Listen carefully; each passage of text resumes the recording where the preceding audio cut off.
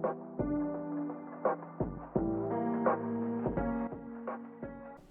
everyone, welcome back to my channel. It's Mizuki Arts. Today we're doing another sketch with me video because, well, I felt like starting a couple new paintings with you today.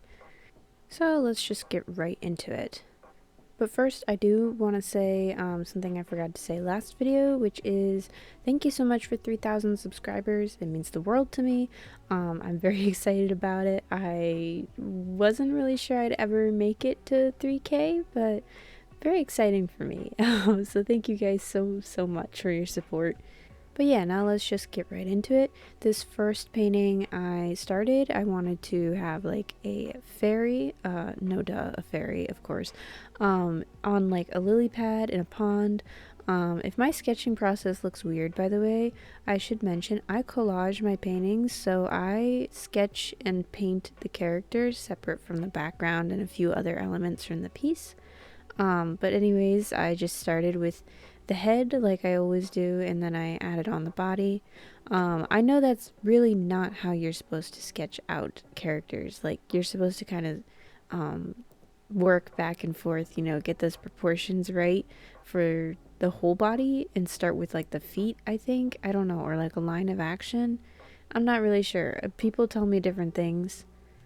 My professors would probably tell me to start with a line of action and then some like basic rib cage and head shapes, but I always start with the head. And then I decided to do some like butterfly looking wings because it's been a while since I did like wings with a pattern on them.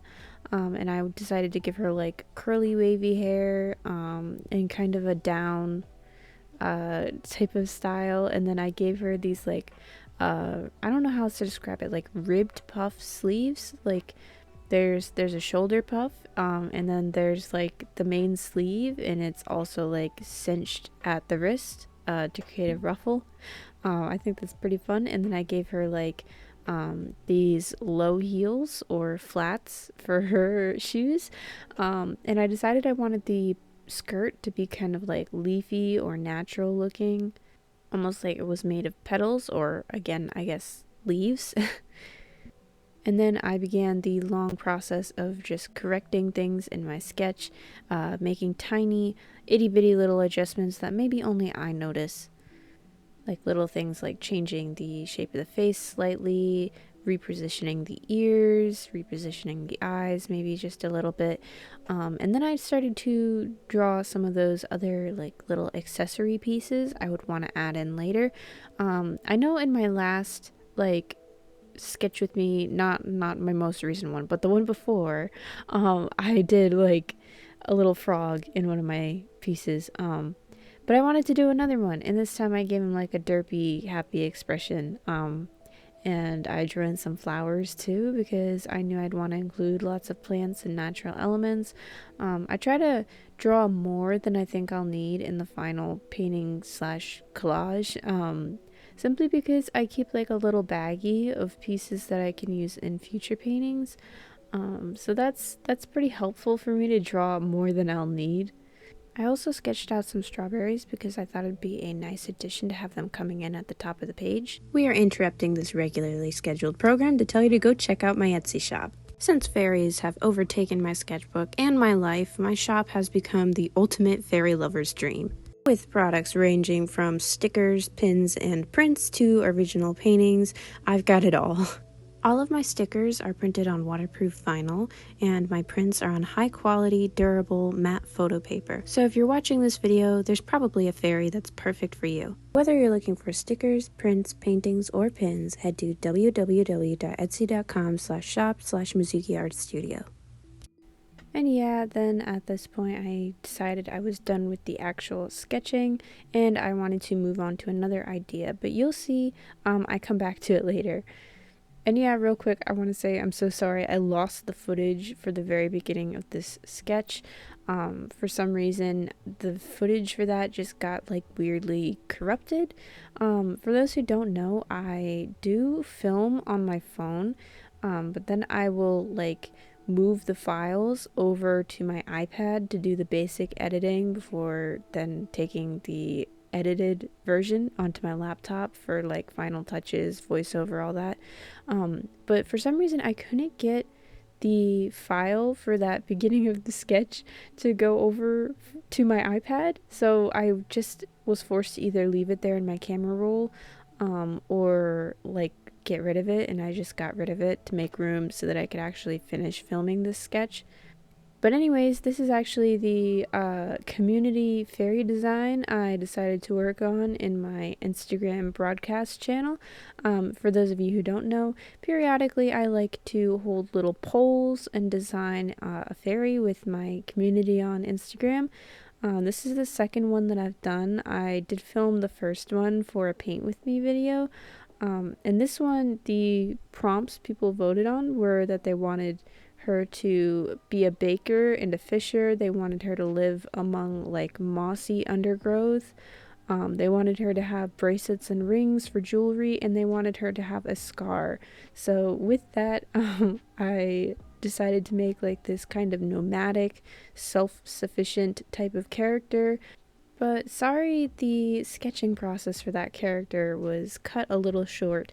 But I decided to start the backgrounds for these pieces in this Sketch With Me video as well, because I felt that it would be a fun addition to a Sketch With Me video, to kind of show a little bit more of the painting process. I know it's called Sketch With Me, but let me have this, okay? Let me have this. I lost like half the footage for the second sketch. I just want to give you guys a little bit more of, you know, something to work with in this video. So anyways, this is the mossy undergrowth background for our second girl in this video. I decided to include like a fallen log of some sort, and some rocks, and you'll see later I painted some ferns too. Painting backgrounds is really tricky for me. I have a hard time, like, I don't know, keeping things organic and feeling like it's in my style, but also keeping things kind of like technically correct, if that makes sense.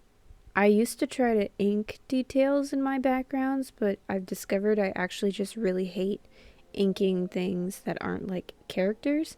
So I just go right in and I start painting now. I don't sketch, I don't do anything for my backgrounds. It's just greenery and trees and flowers and whatever I want to include in a background without any sketch or inking. I highly recommend, if you're someone that struggles with backgrounds, to try to do something like this, because it's great practice, and it can keep things kind of loose. I know it's kind of tricky if you're not familiar with the medium to paint backgrounds or draw backgrounds with it. So, I mean, I'm not saying it's easy to paint a background, but in my mind, at least, I find it easier to paint some ferns and a log and all that than to pull out ink and try to decide where to put the ink, and how to lay things out and all that, and then to go in with paints and hope that, you know, everything looks good. I'm not sure if that makes sense. I'm not sure how I'd approach, like, if I were someone that made, like, city buildings or interiors for my backgrounds either. I think it'd be a very different situation for me. With this technique where I just go in and I don't sketch anything or whatever, it works well for me because I do like these woodsy, foresty kind of backgrounds, but maybe it wouldn't work as well if I was trying to paint a futuristic city or a cafe or whatever. But regardless, I'm happy that I found a way to incorporate backgrounds into my work, while keeping it like not too stressful, you know. And that's one of the reasons I collage my paintings too, is I feel a little braver to add backgrounds in after I'm happy with how the character looks. I also just love collage. I've talked about it before, but I used to like make a lot of paper dolls when I was a kid. And for some reason, cutting out and collaging my paintings feels like I'm visiting a childhood interest a little bit. So yeah, lots of pros for this technique to me. Something I struggled with this background was getting all the values right. I went in fairly light at the beginning because I was a coward. you know, it's what you do. You start light and you work a little darker, but it took me a while to actually mix up a nice dark paint to get underneath and inside that log. And then I went over it with opaque gouache to add like those little mushrooms you saw. But then, yeah, once I finally had values I was happy with, I was able to start doing my second background. And for this second background, I decided I wanted there to be mostly like blue greens. I wanted it to be like very dreamlike and not like accurate, if that makes sense. I wanted there to be a pond, lily pads, and like a little fairy sized bridge across like a narrow stream. And then you'll see I added like big trees and all that. But yeah, I like this background a lot. The one thing I'm sad about is the place that I put the bridge basically ends up covered up by the fairy. I might be able to manipulate it so that I can see the bridge still, or maybe I can paint in another bridge.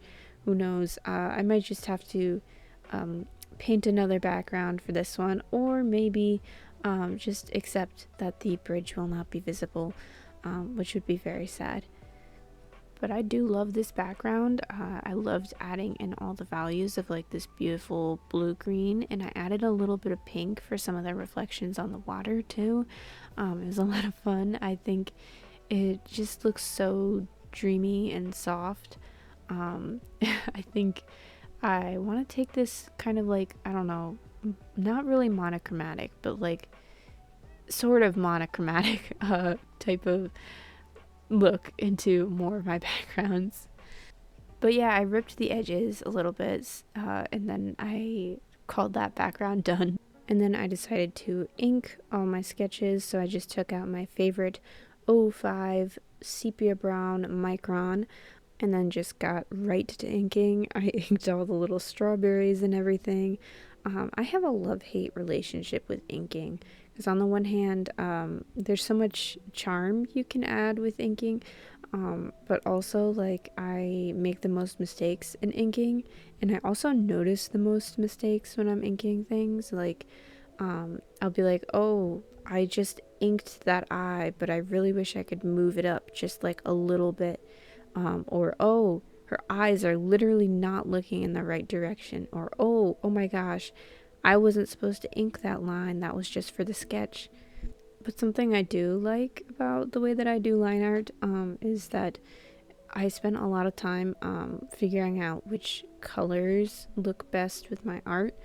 And over the years, I've tried pinks, I've tried reddish browns, I've tried like blues and purples and everything. But this like cool brown tone, this sepia brown looking color, is really the best for my artwork.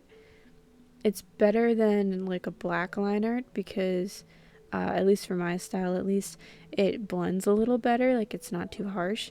But also like it stands out well. Like if I were to use like a pink or a blue, I've used those colors a lot in the past. I don't feel like my art stands out as well. But anyways, I cut out all the little pieces for these paintings to show you how I would arrange them in the final paintings, and look forward to seeing them because I did film at least one, and the other one I have yet to film, but you'll probably see it. But this is how those final pieces will probably be arranged. Things may change, but who knows.